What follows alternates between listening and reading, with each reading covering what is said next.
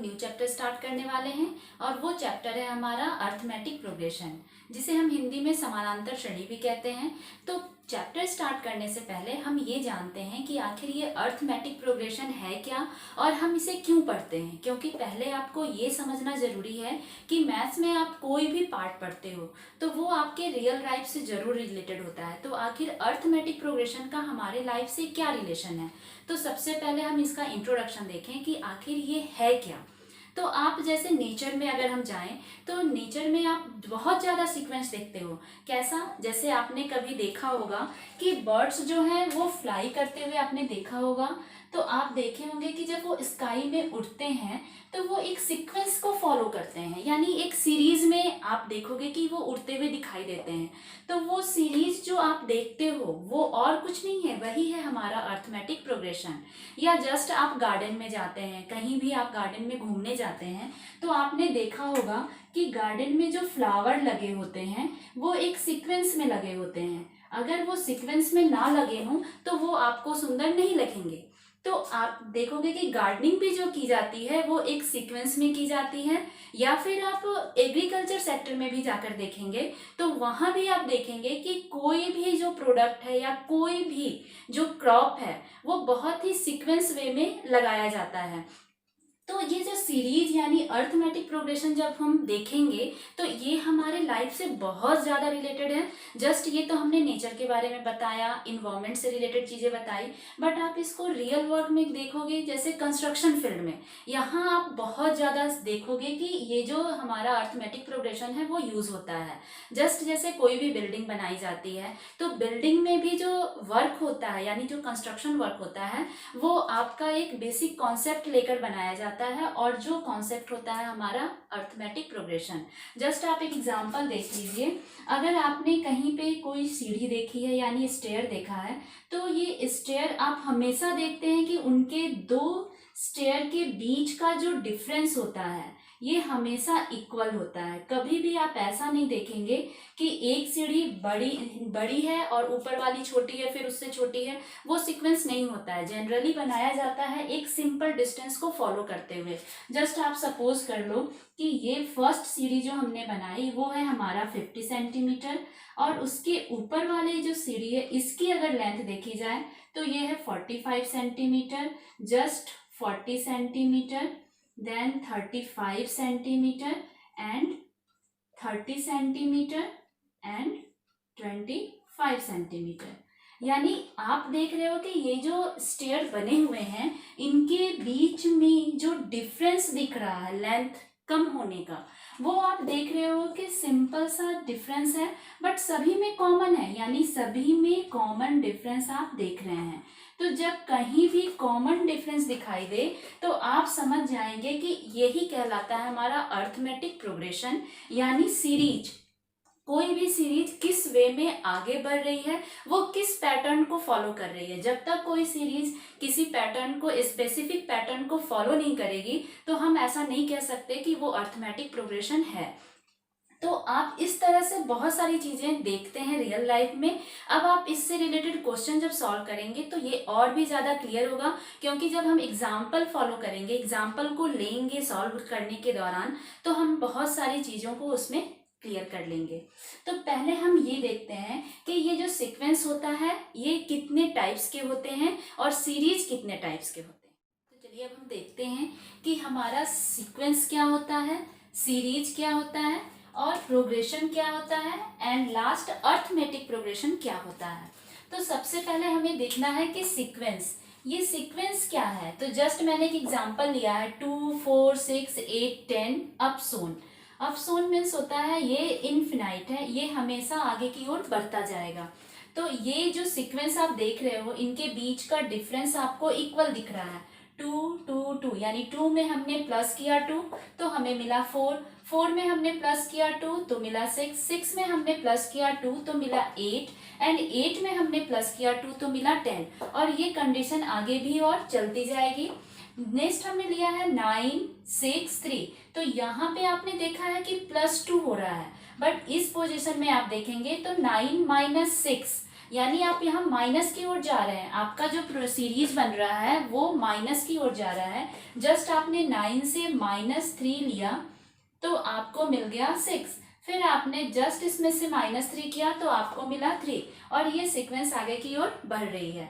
Just हम नीचे वाले पैटर्न में देखें तो आप यहाँ देख रहे हैं कि 1/3, 1/5, 1/7, यानी इसमें भी अगर आप डिफरेंस देखेंगे तो 1/2, 1/2, 1/2 का डिफरेंस आपको दिखाई देगा। तो ऐसे कंडीशन में जो टर्म लिखा जाता है उसे हम कहते हैं सीक्वेंस। बस थोड़ा सा डिफरेंस होता है सीक्वेंस और सीरीज में।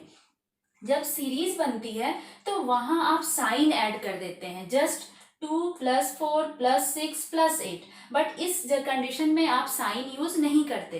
तो यही डिफरेंस मेनली होता है सीक्वेंस और सीरीज में, बाकी सारा चीज आपका सेम टू सेम रहता है।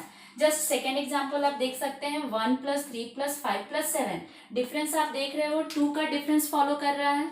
तो ये कंडीशन सेम रहता है डिफरेंस वाला, बट साइन जो है वो हम इस पोजीशन में यूज कर दें तो कहलाता है सीरीज, और जब हम साइन विदाउट यूजिंग साइन हम जब लिखते हैं तो उसको कहते हैं हम लोग सीक्वेंस। एंड नेक्स्ट है हमारा प्रोग्रेशन। ये प्रोग्रेशन क्या है? तो प्रोग्रेशन यानी आप समझ सकते हो आगे की ओर प्रोग्रेस करना यानी बढ़ना। तो 2 टाइप से सीरीज जो होती है वो 2 टाइप से आगे की ओर बढ़ती है। एक होता है हमारा फिनाइट सॉल्यूशन और सेकंड होता है हमारा इनफिनाइट सॉल्यूशन। तो फिनाइट सॉल्यूशन में हम देखते हैं कि जो हमारा सीरीज है जस्ट 1 + 5 + 9 + 13 प्लस आप ये देख रहे हो डॉट डॉट डॉट का मतलब है सीक्वेंस आगे की ओर बढ़ रहा है कंटिन्यू, बट लास्ट में आपने देखा कि प्लस nth टर्म, ये जो nth टर्म हमने यूज कर दिया इसका मतलब है कि ये लास्ट में कहीं जाकर रुकने वाला है। ये सीरीज n टर्म का यहाँ पे मैंने n टर्म इसलिए लिखा कि वेरिएबल्स में आप कुछ भी लिख सकते हैं, जस्ट आप यहाँ 10 टर्म लिख सकते हैं, 12 टर्म लिख सकते हैं, बट इसका ये कहना है कि ये जो सीरीज है एक टाइम जाके स्टॉप होने वाली है, रुकने वाली है। तो जब सीरीज हमारा एंड हो जाए, रुक जाए, तो वैसे कंडीशन में सीरीज को कहते हैं हम लोग फिनाइट सॉल्यूशन। बट कोई सीरीज अगर ऐसा फॉर्म में हो कि a + ar + ar² plus plus अपसोन और लास्ट में इनफिनाइट, इनफिनाइट का मतलब है जस्ट वो आगे की ओर बढ़ती जाएगी। मीन्स आप देख सकते हो ये जितने भी एग्जाम्पल हमने लिखा है उसमें आप देख रहे हैं कि ये 3 डॉट्स के बाद कुछ भी लिखा हुआ नहीं है, यानी ये सारे जो सीरीज मैंने एग्जाम्पल में लिए हैं वो सारे इनफिनाइट सीरीज हैं, यानी ये किस जगह पे जाके एंड होगा, ये कभी एंड होगा भी नहीं या होगा, ये कुछ भी हम कह नहीं सकते। इसलिए ऐसे सीरीज को कहते हैं इनफिनाइट सॉल्यूशन यानी इनफिनाइट सीरीज, यानी जो कि कभी भी जाकर अंत में उसका कभी भी लास्ट नहीं होता। तो ये 2 टाइप्स के सीरीज होते हैं। नेक्स्ट आते हैं हम जो हमारा चैप्टर है अर्थमेटिक प्रोग्रेशन, ये इसे हम शॉर्ट फॉर्म में एपी भी कहते हैं। तो ये जो अर्थमेटिक प्रोग्रेशन है इसमें बस एक चीज आपको ध्यान रखना है, इसमें भी जितने भी सीरीज आप लेंगे वो सारे सीरीज आपके पैटर्न बेस पे होते हैं, यानी एक स्पेसिफिक किसी भी स्पेसिफिक पैटर्न को वो फॉलो करते हैं। तो उनमें एक चीज कॉमन होता है कि ये जो कॉमन डिफरेंस आप निकालोगे, कॉमन डिफरेंस किसे कहते हैं हम लोग, तो 2 टर्म के बीच के डिफरेंस को हम लोग कहते हैं कॉमन डिफरेंस, और वो हमेशा इक्वल होता है। जस्ट आपने देखा 1 + 4 + 7 + 10, ये अपसोन है, यानी ये हमारा कौन सा सीरीज है, इनफिनाइट सीरीज है। तो इसमें जब आप 4 से -1 करेंगे तो आपको मिलेगा 3, 7 से आप 4 माइनस करेंगे तो भी आपको 3 मिलेगा, 10 से 7 माइनस करेंगे तो भी 3 मिलेगा, या फिर आप कह सकते हैं 1 में आपने प्लस किया 3 तो आपको 4 मिला, 4 में आपने प्लस किया 3 तो आपको 7 मिला, जस्ट आपने 7 में प्लस किया 3 तो आपको 10 मिला। तो ये जो सीक्वेंस है इसे हम लोग कहते हैं कॉमन डिफरेंस। ये जो आपने निकाला ये कॉमन डिफरेंस है। कॉमन डिफरेंस पॉजिटिव भी हो सकता है, नेगेटिव भी हो सकता है और 0 भी हो सकता है। तो ऐसे कंडीशन में आप देख रहे हो ये पॉजिटिव वे में जा रहा है, बट आप जस्ट नीचे वाले एग्जाम्पल को देखें तो 10 + 6 + 2 -2 - 10, यानी ये जो आपकी सीरीज है वो डिक्रीज हो रही है। तो डिक्रीज हो रही है मीन्स 10 में से आपने माइनस किया 4 तो आपको मिला 6, फिर आपने 6 से माइनस किया 4 तो आपको मिला 2, फिर 2 से आपने माइनस किया 4 तो आपको मिला -2, और जस्ट आपने -2 में -4 किया तो आपको मिला -10। यानी ये सीरीज में जो कॉमन डिफरेंस आप देख रहे हैं वो नेगेटिव है। और दूसरा एक और सीरीज आप देख लो, मान लो आपने लिखा 4 4 4 अपसोन, तो ये भी एक सीरीज है, क्योंकि अगर आप इसमें माइनस करके देखें तो आपको हर जगह जीरो मिलेगा, यानी डिफरेंस जो है यहाँ पे जीरो है। तो आप ऐसा कह सकते हैं कि डिफरेंस हमेशा इक्वल आ रहा है। तो जब भी किसी सीरीज में कॉमन डिफरेंस इक्वल आए तो वो सीरीज आपका अर्थमेटिक प्रोग्रेशन कहलाता है। अगर आपको कहा जाए कि कोई भी इंफॉर्मेशन दे दिया जाए, जस्ट लाइक मैंने एक एग्जांपल लिया 2 4 6 8 अपसोन। अब पहले आप ये जान लें कि इन सभी टर्म को हम लोग कहते क्या हैं। तो ये जो फर्स्ट, पहले तो ये सिंगल सिंगल जितने भी वर्ड्स हैं, जो भी नंबर्स हैं, उनको हम लोग टर्म कहते हैं। और इस टर्म में फर्स्ट टर्म को हम लोग, ये वाला टर्म जो स्टार्टिंग टर्म है वो कहलाता है first term, second term, third term, इस तरह से ये सीक्वेंस आगे बढ़ती जाती है। तो अगर आपको कहा जाए, मैंने यहाँ पे first second third fourth term तक निकाला है, आगे की सीरीज आपको बनानी हो, तो ये तो सिंपल आपको दिख रहा है कि चलो इसमें हमने 2 2 ऐड किया तो वो बन जाएगा, बट ऐसा नहीं है। आप यहाँ पे कोई भी एग्जाम्पल लेके सॉल्व कर सकते हैं। तो इसके लिए एक स्पेसिफिक फॉर्मूला होता है। तो आप पहले ये जानो कि इसे हम फर्स्ट टर्म को क्या लिखते हैं। तो ये होता है हमारा a, सेकेंड टर्म को हम लिखते हैं a1, थर्ड टर्म को हम लिखते हैं a3, a4, ऐसे ही ये चलता जाता है। और लास्ट हम लोग लिखते हैं an, यानी जो हमारा कंटिन्यू चलता जाए। n की मतलब है नंबर ऑफ टर्म, यानी n में आप नंबर ऑफ टर्म को पुट करेंगे तो आपको वैल्यू मिल जाएगा। अब जस्ट आप देखेंगे कि ये सारे टर्म को अगर हमें बोला जाए कॉमन डिफरेंस निकालने, तो इसके लिए जस्ट हमारा फॉर्मूला होता है, जो हमारा नेक्स्ट टर्म है उससे हम फर्स्ट वाले टर्म को सबट्रैक्ट करते हैं, जस्ट a1 माइनस a, तो आपको मिल जाएगा कॉमन डिफरेंस। अगर आप यहाँ से भी ले, यानी अगर आपने कॉमन टर्म निकालना है तो कॉमन डिफरेंस निकालना है, तो आप यहाँ पे यहाँ आएगा a2 and a3, because sequence जो है वो हमेशा कंटिन्यू वे में चलना चाहिए, a के बाद a1 a2 a3। तो जस्ट आपने पहले क्या निकाला, a1 माइनस a किया तो आपको कॉमन डिफरेंस मिला। अब नेक्स्ट अगर आप a2 माइनस a1 करते हैं, a2 माइनस a1, तो भी आपको कॉमन डिफरेंस सेम मिलेगा। जस्ट आप a3 माइनस a2 करेंगे तो भी आपको कॉमन डिफरेंस सेम मिलेगा। तो अगर आपका कॉमन डिफरेंस ऑलवेज सेम आ रहा है तो आप कह सकते हो कि आपका ये प्रोग्रेशन जो है वो अर्थमेटिक प्रोग्रेशन है। नेक्स्ट, अगर आपको कोई भी टर्म फाइंड आउट करनी हो तो आप क्या करेंगे, तो टर्म फाइंड आउट करने के लिए हमारे पास फॉर्मूला होता है an equal a plus n minus 1d।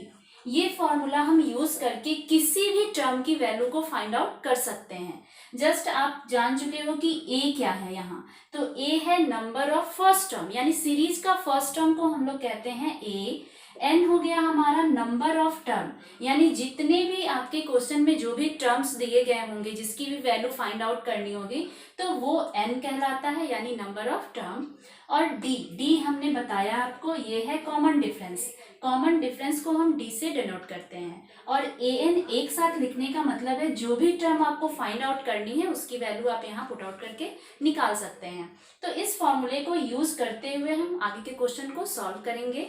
और नेक्स्ट एक और चीज आपको ध्यान रखना है, मान लो आपके पास सीक्वेंस क्लियरली दिया गया नहीं है तो आप इसे कैसे फाइंड आउट करोगे। अगर आपके पास a है, अगर हमने दे दिया कि a की वैल्यू है 4 और कॉमन डिफरेंस भी हमने क्वेश्चन में बता दिया कि वो है 5, और आपको कहा जा रहा है कि आप इस सीरीज का 100 टर्म निकालो, यानी आपको निकालना है a100, यानी ये जो सीरीज आगे बढ़ेगी मीन्स ये जो सीरीज है, स्टार्टिंग में हमने सिर्फ आपको बताया कि आपके पास 4 है और इसको आपको बढ़ाते हुए जाना है और कहाँ लिखना है, आपको a100 की वैल्यू लिखनी है। यानी आप जब 100 टर्म में जाएंगे तो आप क्या लिखेंगे, तो आप जस्ट उस फॉर्मूले को यहाँ यूज करेंगे और आप इसे फाइंड आउट कर सकते हैं।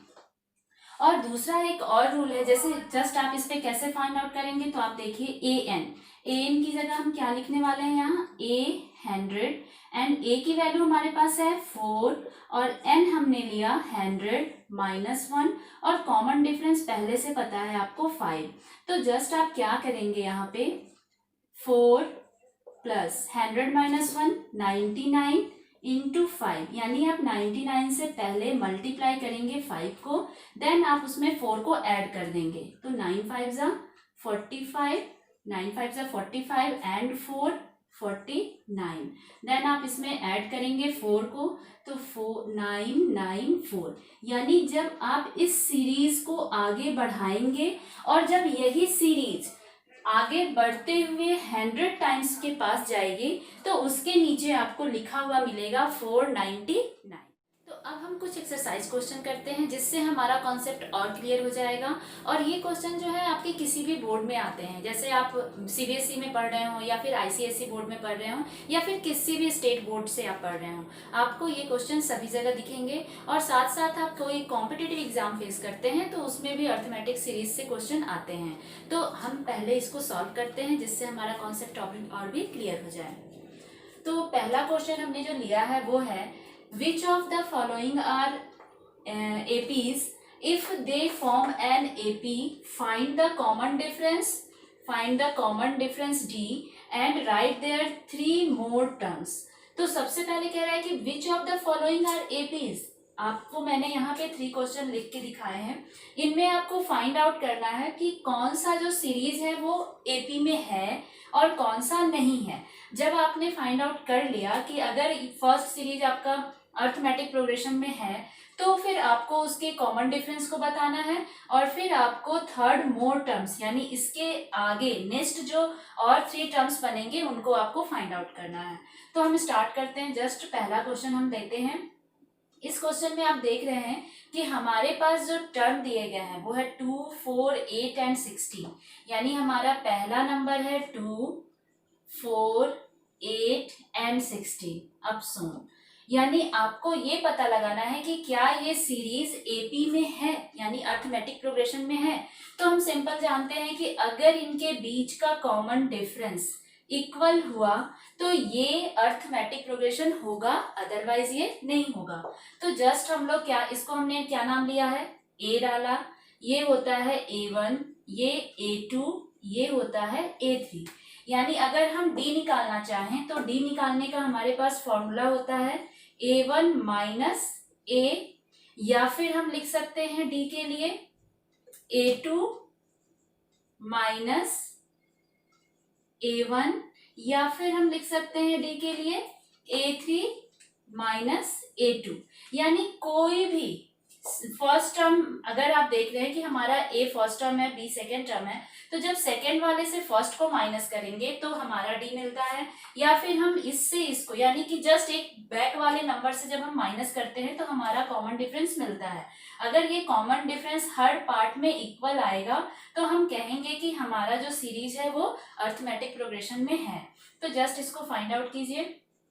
4 माइनस 2 आपके पास आया 2, फिर सेकंड में आप करेंगे तो क्या करेंगे 8 माइनस 4, ये आया 4, देन नेक्स्ट है 16 माइनस 8, ये आया 8। अब यहाँ हमने क्या देखा कि ये जितने भी डी हमारे आए हैं वो बिल्कुल भी इक्वल नहीं है। ये सारे टर्म में जो हमने डी की वैल्यू फाइंड आउट की तो फर्स्ट टर्म में 2, सेकेंड टर्म में हमने देखा तो 4 और लास्ट में हमने देखा तो 8 आया। यानी जितनी भी आप बार बार जो भी डी फाइंड आउट कर रहे हो वो बिल्कुल भी एक जैसा नहीं है। इसका मतलब ये है कि ये जो सीरीज हमने लिया है वो अर्थमेटिक प्रोग्रेशन नहीं है। अगर ये अर्थमेटिक प्रोग्रेशन होता तो फिर हम ये थर्ड मोर टर्म इसमें फाइंड आउट करते या फिर हम डी की वैल्यू फाइंड आउट करते, बट ये सीरीज फॉलो ही नहीं कर रहा है रूल्स को, यानी ये एपी नहीं है। तो बस आप यहाँ लिख देंगे कि it is a not AP. बस अब आगे के क्वेश्चन को हम देखें तो हमारा जो सेकेंड क्वेश्चन है इसमें आप देख रहे हो कि इसका जो सीरीज हमने लिया है वो हमने -10, -6, -2 एंड 2 अपसोन। यानी ये सीरीज अब आपको पता लगाना है कि क्या ये अर्थमेटिक प्रोग्रेशन है। तो स्टार्टिंग में आप देख रहे हो माइनस टर्म है, बाद में ये प्लस में चेंज हो गया, इसका मतलब है ये जो असेंडिंग टर्म को फॉलो कर रहा है आगे की ओर बढ़ रहा है। बट ये अर्थमेटिक प्रोग्रेशन है या नहीं इसको फाइंड आउट करने के लिए जस्ट आप वही रूल अप्लाई करेंगे, आप सभी से डी फाइंड आउट करेंगे। मीन्स आप पहले जो निकालेंगे वो आपका डी जो होगा वो होगा ये है A1, A2 एंड A3। तो जस्ट आप पहले निकालेंगे D, तो उसमें आप वैल्यू लिखेंगे -6 और फिर यहाँ पे क्या है -10, यानी आप इसमें से माइनस करते हैं तो डबल जब भी माइनस आए तो आप ब्रैकेट का यूज करेंगे। तो -6 माइनस इंटू माइनस प्लस हो जाएगा और ये वैल्यू आ जाएगी आपके पास 4, यानी आपने जो फर्स्ट D निकाला वो है आपका 4। जस्ट आप सेकेंड वैसे ही फाइंड आउट करेंगे D की वैल्यू, तो इस जगह आप क्या लेंगे -2 -6, यानी यहाँ भी आप क्या करेंगे माइनस इंटू माइनस प्लस हो जाएगा और आपकी वैल्यू आ जाएगी D = 4। थर्ड टर्म में भी आप फाइंड आउट कर सकते हैं, मीन्स आपके पास D निकालने के लिए पहली वैल्यू होगी 2 माइनस, फिर आप यहाँ क्या लिखेंगे -2 और ये माइनस इंटू माइनस प्लस होगा तो D की वैल्यू आ गई 4। अब आप देख रहे हो कि आपका जितने भी जगह आपने D फाइंड आउट किया है वो सारे इक्वल वैल्यू हैं। इसका मतलब ये हुआ कि आपके जितने भी D आपने फाइंड आउट किए वो सभी इक्वल हैं और आपको ये पता चल गया कि ये जो है सीरीज वो हमारा अरिथमेटिक प्रोग्रेशन है। और जब अरिथमेटिक प्रोग्रेशन है तो आप D फाइंड आउट कर सकते हैं, मीन्स आपको जब D की वैल्यू पूछी जाए तो आप वैल्यू में क्या बताएंगे 4। अब आपने D निकाल लिया है तो अब आपको नेक्स्ट जो थर्ड टर्म दिए गए निकालने के इसके आगे के वो अब आप फाइंड आउट करेंगे, क्योंकि आपने A1 A2 A3 तक निकाल लिया है। अब आपको निकालना है A4। तो A4 निकालने के लिए बहुत सिंपल सा तरीका आप यूज करेंगे A3 + D। Simple, A3 means आपके पास क्या वैल्यू है 2 और उसमें आप D यानी 4 को ऐड करेंगे तो आपकी वैल्यू आ जाएगी 6। सेम उसी तरह से आप निकालेंगे A5 में आप क्या करेंगे तो A4 में आप D को ऐड करेंगे। A4 की वैल्यू क्या है तो अभी जस्ट हमने फाइंड आउट किया 6 और उसमें हम D ऐड करेंगे यानी हमारी वैल्यू हो जाएगी 10। फिर लास्ट आप एक और टर्म फाइंड आउट करेंगे A6, इसमें क्या करेंगे A5 + D। तो A5 आपने 10 निकाला तो 10 में आप और प्लस क्या करेंगे 4, तो आपको मिल गया 14। यानी ये हमारे इसके आगे के 3 टर्म्स हो गए, यानी 2 के बाद अगर आप लिखोगे तो यहाँ पे आएगा 6, फिर आएगा 10 और लास्ट फिर आएगा 14। यानी ये कंटिन्यू सीरीज आपको आगे की ओर बढ़ता जाएगा। बट आपको थर्ड मोर टर्म निकालने थे तो आप यहाँ तक निकाल के इसको एंड कर दोगे। अभी हमने इन दोनों को सॉल्व किया है, सेम उसी पैटर्न से आप इस क्वेश्चन को भी सॉल्व करोगे। बट ये क्वेश्चन मैंने इसलिए लिखा क्योंकि बहुत सारे स्टूडेंट्स को जैसे ही वो रूट देखते हैं तो उनको प्रॉब्लम स्टार्ट हो जाता है कि पता नहीं रूट वाले क्वेश्चन कैसे सॉल्व होंगे, लेकिन ये भी बहुत ही सिंपल वे में आप सॉल्व कर सकते हैं। जस्ट आप देख रहे हो कि आपके पास A है, A1 है, A2 है एंड A3 है। आपको फाइंड आउट क्या करनी है कि क्या ये सीरीज एपीज में है। अगर एपीज में है तो आप D फाइंड आउट करो और नेक्स्ट 3 टर्म्स फाइंड आउट करो। तो जस्ट पहले क्या फाइंड करना पड़ेगा हमें D, यानी हम देखेंगे कि क्या D हर जगह इक्वल है। तो सेम प्रोसेस, यानी आप जान रहे हो कि D कैसे निकालना है हमको, तो पहले √8 - √2, यानी हमें जो हमारा A1 है उससे हम माइनस करेंगे A को तो हमारे D की वैल्यू आ जाएगी। लेकिन अब यहाँ प्रॉब्लम क्या है कि हम 8 और 2 देख रहे हैं रूट के अंदर, तो इसे हम माइनस कैसे करें। तो जस्ट आपको फैक्टराइज करना होगा, यानी 8 को फैक्टराइज करेंगे तो 2 × 2 × 2, यानी 2 2 = 4, 4 2 = 8 और ये 2 तो फैक्टराइज होगा नहीं तो आप वैसे ही लिख दोगे। अब आप जानते हो कि रूट के अंदर कोई भी चीज जब पेयर में बनता है तो वो बाहर आता है, यानी आपका यहाँ से एक 2 बाहर आ गया और एक रह गया आपके रूट के अंदर। नेक्स्ट आपने लिखा √2। अब आप समझ गए कि क्या करना है आपको। अब आप इजी वे में इसको इससे माइनस कर सकते हैं, क्योंकि अब रूट के अंदर सेम टर्म आ गया है √2 और √2, यानी 2 √2 में से 1 √2 माइनस करेंगे तो आपके पास क्या आएगा सिर्फ √2, यानी 2 में से 1 गया तो आपके पास बचा 1 √2। नेक्स्ट आपने D निकालना है, तो वो D अब कैसे निकालेंगे, आपको A2 में से किसको माइनस करना है A1 को, मीन्स √18 - √8। यहाँ भी आप वैसे ही करेंगे, ये 18 को और 8 दोनों को पहले फैक्टराइज करेंगे। तो √18 को फैक्टराइज करने के लिए अगर आपको लिखना हो तो लिख सकते हैं 2 × 3 × 3, यानी 3 3 = 9, 9 2 = 18 और 8 को तो जस्ट अभी हमने किया था 2 इंटू 2 इंटू 2। अब आप देखो पेयर बन गया, जो पेयर में है वो बाहर आ गया और जो नहीं बना वो आपका रूट के अंदर रह गया। अब आप यहाँ देखेंगे कि दोनों के टर्म सेम हो गए, √2 and √2। So 3√2 minus 2√2 we get only √2। अब सेम आपको क्या निकालना है, लास्ट वाले में डी की वैल्यू, यानी आप यहाँ लेंगे √32 माइनस √18। अब आप यहाँ पे फिर से फैक्टराइज करोगे, जैसे 32 तो आपको ऐसे भी फैक्टराइज करने का तरीका तो पता है, 2 से आप डिवाइड करते हैं पहले 32 को, तो कितना आएगा आपके पास 16। अगेन आप फिर से 2 से करेंगे तो 8, फिर 2 का यूज किया तो 4, फिर से 2 किया तो ये आ गया 2 एंड लास्ट 2 1 जा 2। तो ये फैक्टराइजिंग होती है। अब आप यहाँ देख सकते हैं, आप लिखना चाहो तो लिख लो 1 2 3 4 5 टाइम्स, यानी आपने 2 को कितनी बार लाया है, 5 टाइम्स लाया है। और 18 का तो जस्ट हमने अभी निकाला था 2 इंटू 3 इंटू 3। अब आप यहाँ पेयर बनाएंगे तो जो भी पेयर में है वो बाहर आएगा, यानी एक 2 बाहर, फिर यहाँ से भी एक 2 बाहर, जस्ट अंदर क्या रह गया, एक ही 2, और यहाँ भी 3√2। जस्ट आप मल्टीप्लाई कीजिए, 4√2 माइनस 3√2। अब आप 4√2 में से 3 को माइनस कर देंगे तो सिर्फ क्या बचा आपके पास, √2। अब आप देख सकते हो कि हर जगह जहां भी आपने डी निकाला है वो सारे डी की वैल्यू √2 आ गई, यानी ये जो हमारा सीरीज है ये अर्थमेटिक प्रोग्रेशन में है, एपी है।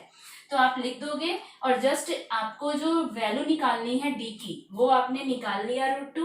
अब आपको 3 मोर टर्म्स ये दिया गया है कि आगे के भी 3 टर्म्स आपको निकालने हैं। तो जस्ट मैंने अभी बताया कि आपको अगर A3 तक तो आपके पास है, आप A4 निकालोगे तो आप क्या करोगे, जस्ट A3 जो है आपके पास आप इसमें D को ऐड कर दोगे, यानी आपके पास A3 क्या है, √32, इसमें आप ऐड करोगे किसको, √2 को। बट ऐसा नहीं है कि 32 में आप 2 ऐड करके 34 लिख देंगे। अब आपको यहाँ पे करना क्या होगा, तो फैक्टराइज करना होगा। तो आपने अभी किया है, 32 को फैक्टराइज किया तो हमारी वैल्यू क्या आई थी, 4√2, यानी ये हो गया हमारा 4√2। और फिर यहाँ हमने लिखा √2, तो जस्ट आप देखो 4√2 प्लस √2 ये मिलके क्या आया आपके पास, 5√2। लेकिन आंसर में आपको 5√2 नहीं लिखना है, आपको प्योर शॉर्ट्स में इसको चेंज करना है, यानी पूरे नंबर आपके जो होंगे वो आपके रूट के अंदर होंगे। तो जस्ट आपको कन्वर्ट करना होगा, ये 5 बाहर आया, इसका मतलब जब वो अंदर था रूट के तो वो 2 टाइम्स था, यानी 5 इंटू 5, और जस्ट ये तो पहले से है तो 5 5 जा 25, 25 2 जा 50, यानी आपने निकाल लिया कि A4 की वैल्यू क्या होगी, तो √50। और ऐसे ही फिर आप A5 निकाल लेंगे, फिर आप A6 निकाल लेंगे। जस्ट A5 अगर आपको निकालना हो तो आप क्या करेंगे, A4 प्लस D। जैसे ही आपने A4 प्लस D किया तो आपको पता है कि A4 प्लस D, यानी A4 प्लस D में आपको क्या करना है, A4 की वैल्यू को लिखनी है। तो ये वैल्यू क्या है हमारे पास, √50, और प्लस करेंगे इसमें हम क्या, D की वैल्यू। तो D की वैल्यू हमने क्या निकाला है, √2। तो आप यहाँ लिखेंगे √2, और जस्ट √50 को फैक्टराइज करने के लिए आपने अभी जस्ट देखा था कि अगर हम फैक्टराइज करते थे तो क्या मिलता था हमें, 5√2। तो सिंपल आप लिखेंगे 5√2 प्लस √2, यानी 5 प्लस 6, 5 प्लस 1 क्या हुआ, 6√2। और जस्ट 6 को भी अंदर करना हो तो आप क्या करेंगे, 6 इंटू 6 इंटू 2, यानी 6 6 जा 36 एंड 36 2 जा 72। तो ये आ गया हमारा A5, और जस्ट ऐसे ही आप A6 तक निकाल लेंगे तो ये आपकी सीरीज जो है वो कंटिन्यू फॉर्म में बन जाएगी। तो आज के लिए इतना ही, आगे के क्वेश्चन को सॉल्व हम लोग नेक्स्ट क्लास में करेंगे। और बहुत ही इंटरेस्टिंग ये चैप्टर है, आप लोग कंटिन्यू इसे देखिए और प्रैक्टिस कीजिए, क्योंकि जो भी चीज़ आपने अभी देखा, जो भी समझा, उसको जब तक आप प्रैक्टिस नहीं करेंगे फिर ये क्लियर नहीं हो पाएगा। तो आप लोग तब तक प्रैक्टिस करते रहिए। नेक्स्ट वीडियो में फिर हम आगे के क्वेश्चन को सॉल्व करेंगे। और कोई भी क्वेश्चन आपको अगर डाउट हो तो आप कमेंट सेक्शन में कमेंट कर सकते हैं।